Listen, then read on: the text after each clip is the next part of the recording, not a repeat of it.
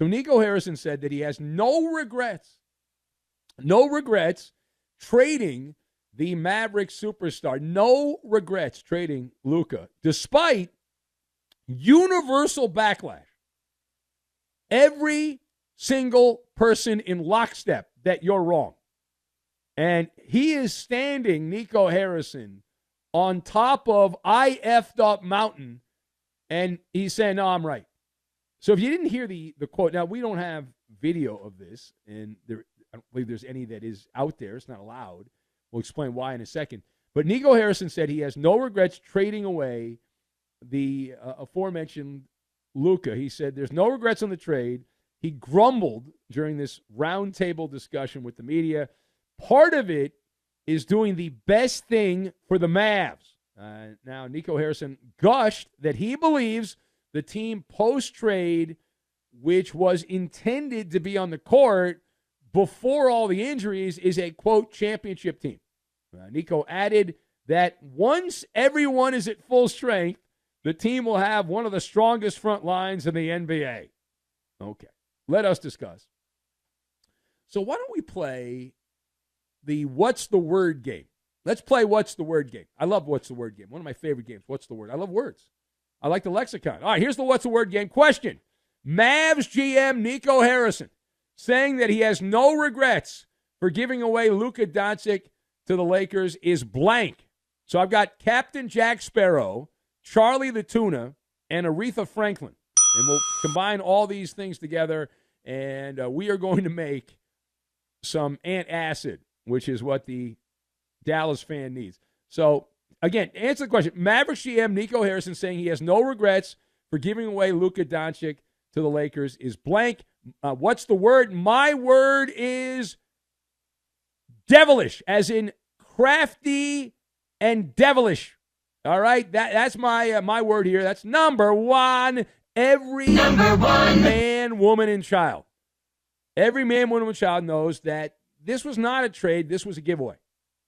This was a giveaway. This is, hey, I'm done with college. I'm moving. I don't want my IKEA furniture. Come pick what you want. I'm not taking anything with me. I'm out. I'm done. That's what that is, right? And it's akin to arson is what it is, right? If it was a crime, it would be arson. You'd burn the building down, right? The house is on fire. The house is on fire. It's a 5-alarm fire. It's an unforced error. It is such a terrible move. This is one of those things that's like so wild and crazy to me. It is such an F-up that most people truly believe that there must be some kind of conspiracy involved, that no one in their right mind, no one that is not on some kind of pharmaceuticals or mandated to make this kind of move would make this move. That is where we're at.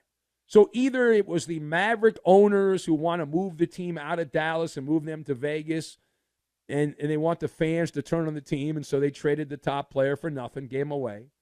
Or it's at a higher level. NBA TV ratings were terrible. No one was watching. Ratings were in the toilet.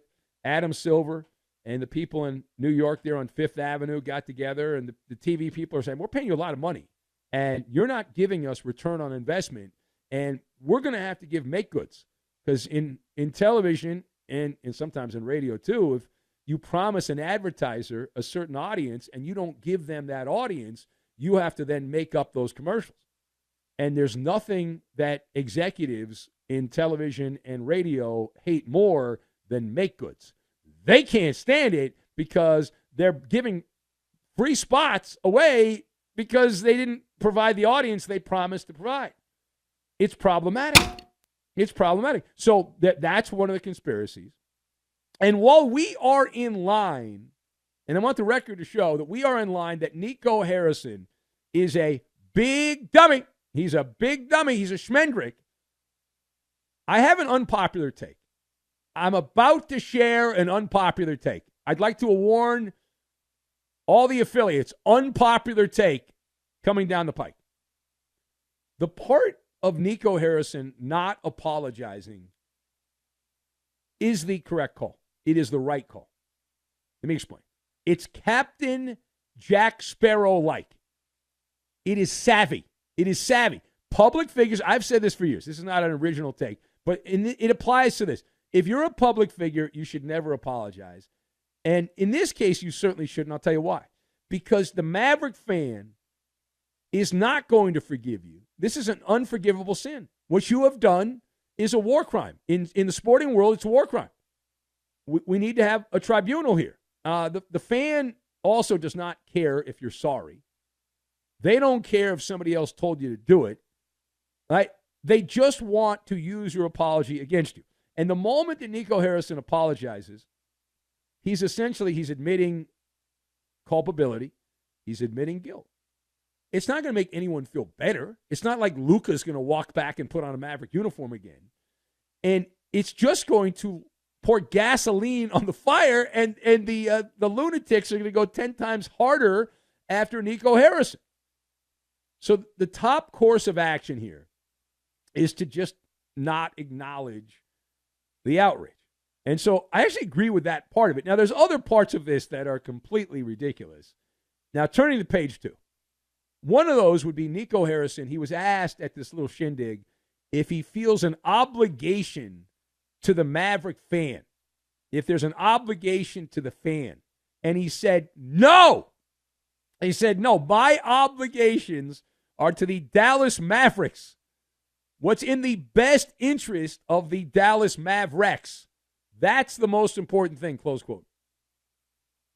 All right, so how do you decode Nico Harrison and his word about not caring about the Maverick fan? See, this was a unforced error, much like the Luka Doncic trade. It was also Charlie the Tuna-like. Now, Charlie the Tuna was his character back in the day, and the players on the New York Giants used to pick on Bill Parcells, and they said, you look like that Charlie the Tuna. And Bill Parcells had a quote. He said, if you listen to the fans, he said, you'll be sitting up there with them. So it's that mindset. However, on this one, it's a very simple answer. It's like, yeah, without the fan, the Mavericks are nothing. The whole business model is based on the fan. So if your obligation is not to the fan, then it's like, well, I don't care about the customers.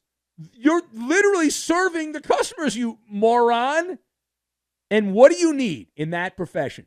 You know it, and I know it. Everyone knows it. You need stars. You got to have the star. It's the entertainment world. It's show business. That is the world you're in. And part of me is wondering, is that a tell? Is that a tell? What does that mean? Did Harrison reveal that he was simply following the orders of ownership, and so he's not obligated to the fan? He's obligated to the owner who told him to get rid of Luka because they want to move the team to Vegas. And the quickest way to move the team to Vegas is to get rid of this guy. All right, now final point. So here's where it gets even crazier.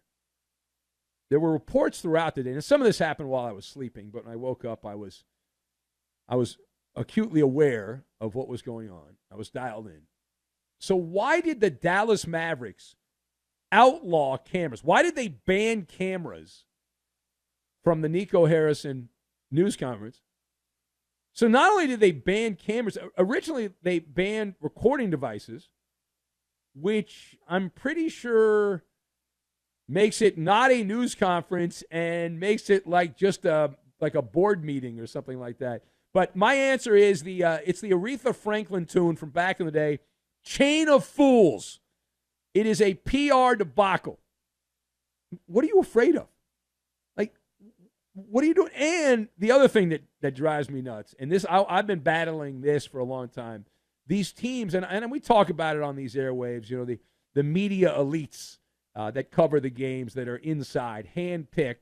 And the Dallas Mavericks did it. Like, I would be embarrassed to be on that list, but the Dallas Mavericks, they picked hand-picked media buddies, right? Media friends, useful idiots in the media, and they invited them behind closed doors for this little get-together. And again, initially they didn't want to allow any video or audio. The hand-picked toadies, the knee pad wearers, the brown nosers in the media there in Dallas, they objected. Originally, we were told, and then the Mavericks, all right, well, you can record on your little phones there or whatever. You can't publish anything. You can't do it just to transcribe stuff.